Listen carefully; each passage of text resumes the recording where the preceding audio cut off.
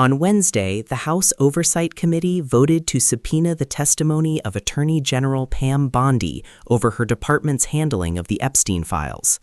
Congresswoman Nancy Mace, one of the Republicans who voted to bring Bondi before the panel, said, "The Epstein case is one of the greatest cover-ups in American history. The slow, selected, and heavily redacted release of the Epstein files only has served to raise bipartisan suspicions about who the Justice Department may be protecting." What began as a routine document release has quickly turned into a growing political controversy. The Epstein files are raising fresh questions in Washington, and Democrats are now urging Donald Trump to testify and finally address his connection to the case. He's been dead for more than 6 years, but the tangled web convicted sex offender Jeffrey Epstein laid for the rich and powerful is only growing wider. The latest caught up in the controversy, former President Bill Clinton and former First Lady and Secretary of State Hillary Clinton forced to testify in front of the Republican-led House Oversight Committee. The former president, seen in a hot tub with an unnamed woman, denied he did anything wrong. So did you engage in any sexual activity with this person? Mrs. Clinton testified she never met Epstein. I am so tired of answering that question. If you have one scintilla of evidence to the contrary, put it forward. I have never been on his island, period. I've never been in his homes, his offices, his anything. The Clintons are not accused of any wrongdoing.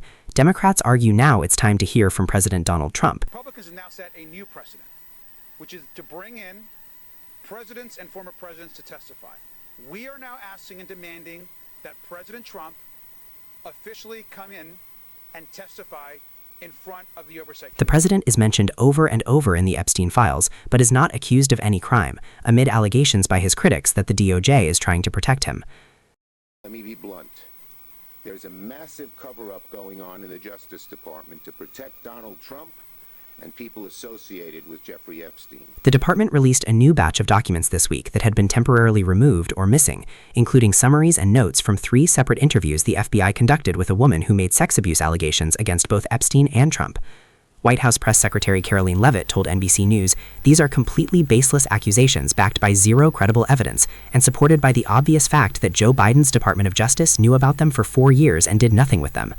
After a contentious hearing last month,